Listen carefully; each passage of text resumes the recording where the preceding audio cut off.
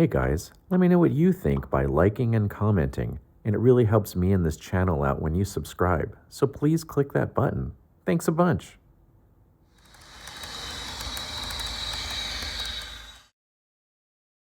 Alright, I'm going to show this new acquisition here from Broadway Limited. Yes, I'm going to give them yet another chance, but this doesn't have a smoke unit.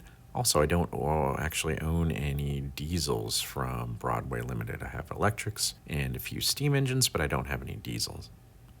The locomotive depicted here is EMC, before it was EMD, EMC's EA and EB units run by the Baltimore and Ohio Railroad. These things were made between 1937 and 1938. I think they made 6 pairs total, something like that. I have the later livery. I actually don't even know what the earlier one looks like because this is the one I like. I'll talk about the cars I'm going to run. I don't actually have, I think, the exact cars for this, but it's okay. I'll eventually acquire them.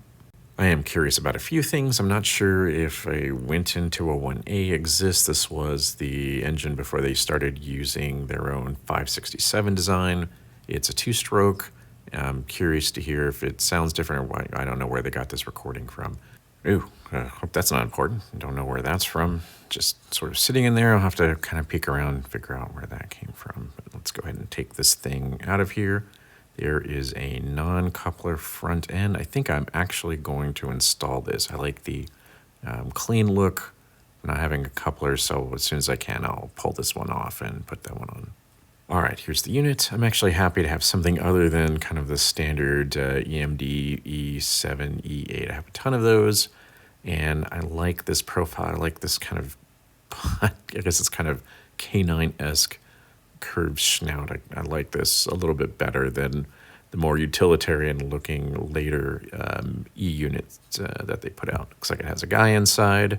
Again, is he sitting on the right side? I've got a few models where they're sitting on the right. I'm not sure if this is an error that Broadway Limited would have made or they actually put people on the right side back then, so I don't know.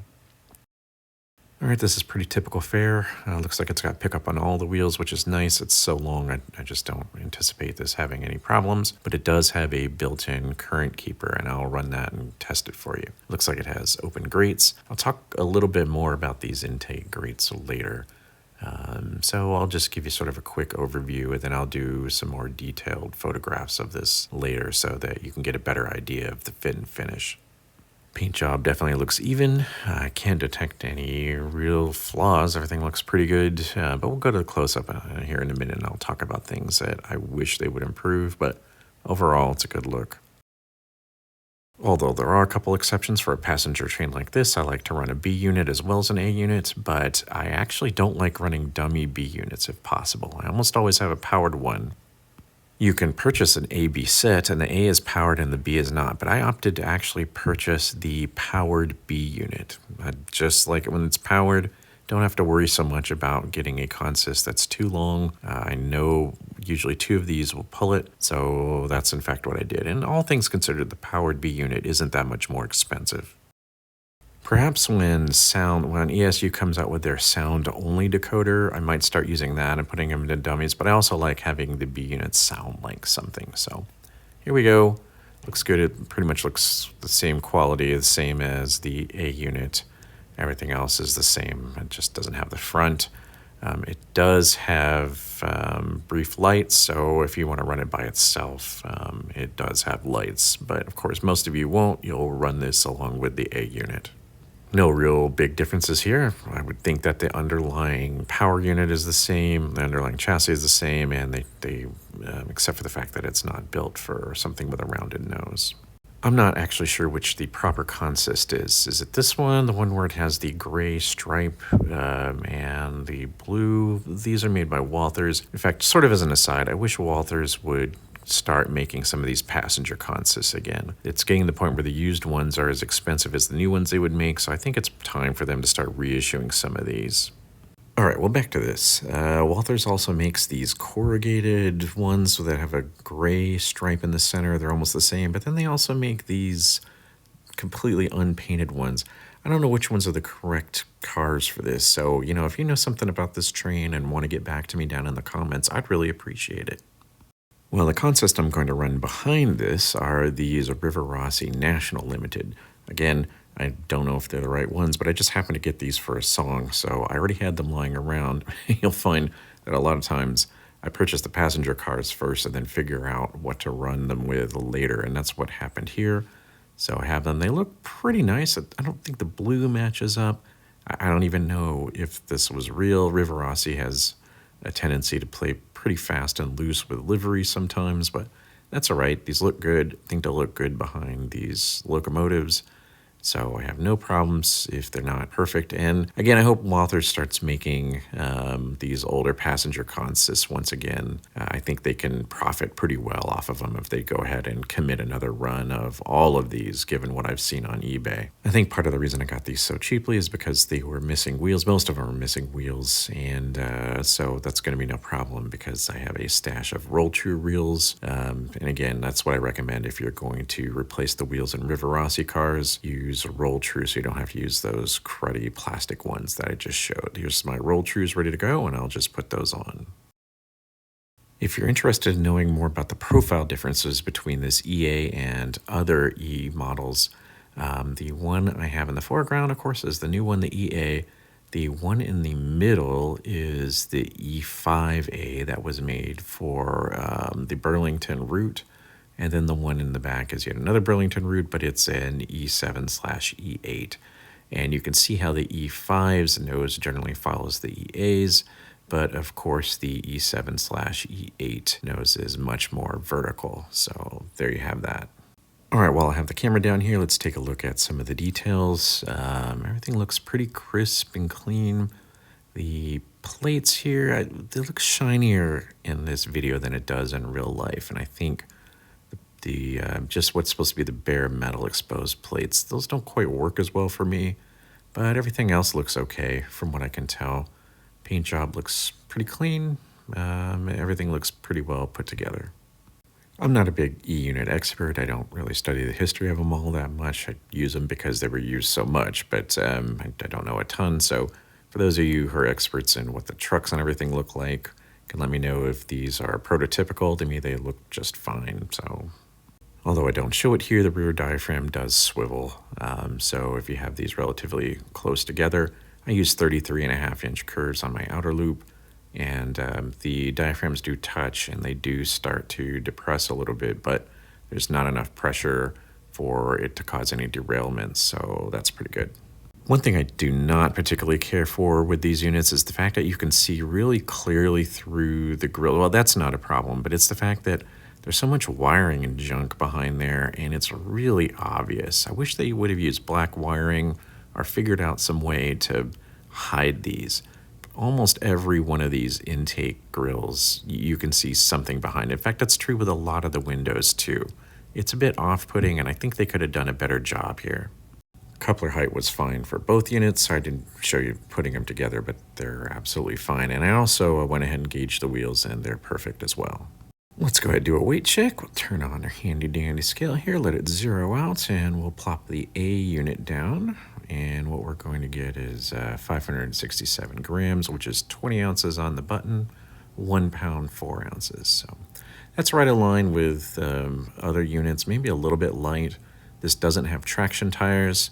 If we have both the powered units together, then we're looking at actually just over 40 ounces. The B unit is slightly heavier. So if you go this route, you're going to have almost 3 pounds of pulling adhesion, which should be plenty, 1,142 grams. So should be all right. If we pull the A unit off of here, we're going to see that, yes, indeed, the B unit is ever so slightly heavier, 0.3 ounces, 1 pound, 4.3, which equals 576 grams. So there you go.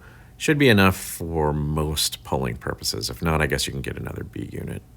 A couple more quick views of the front here, including the engineer, and I don't know if he's on the correct side for this, and also the horn, and that's the bell you see up there. The drive mechanisms themselves are actually pretty quiet. I'll let you go ahead and hear this as I run it up to full power and run it back down. And remember that some of this noise is going to be coming from the roller bearings.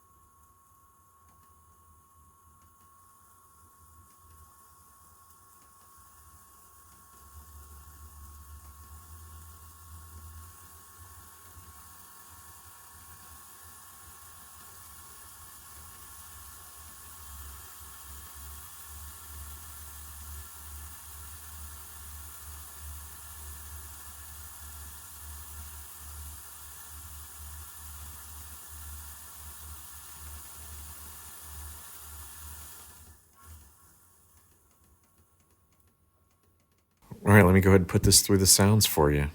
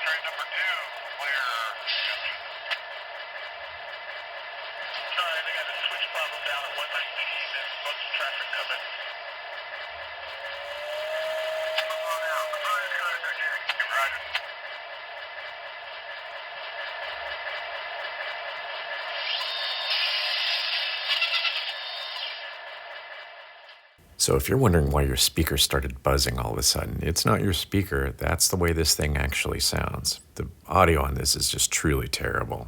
I won't torture you with it, but the B unit sounds even worse. I'm not sure why, but both of these just sound horrific. I think part of the reason they sound so bad is they use the same speakers that the steam engines do, but with a diesel electric, there's just a constant grind. There's constant motor noise, and because of that, the flaws in the speaker system are really easy to detect. Ugh, I mean, they're really bad. I wonder if BLI's other E units sound this bad. Ugh, man, I just can't believe how bad these sound. All right, here's the low speed for you. I'll just click it one click, and that'll just be 1 out of 128. So they run pretty smooth. I didn't touch the CV2 value, so this is straight out of the box. So if you like your locomotives to absolutely crawl, these ain't it. They're about on par, I think, with soundtracks, maybe slightly slower, but if you're into lock sound, you know you can get them to go a lot more slowly than this. I didn't try messing with the trim settings or anything like that, so theoretically you might be able to get these to go even slower, but this is adequate for me, but it's not as good as it could possibly be, I know that much.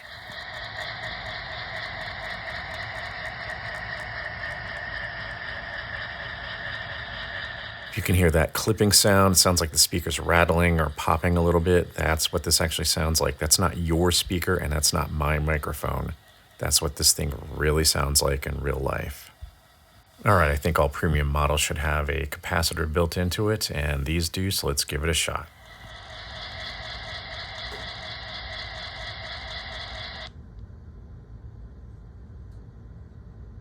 Not as good as the Bachmann capacitors that they put in their chargers, but a second should be adequate.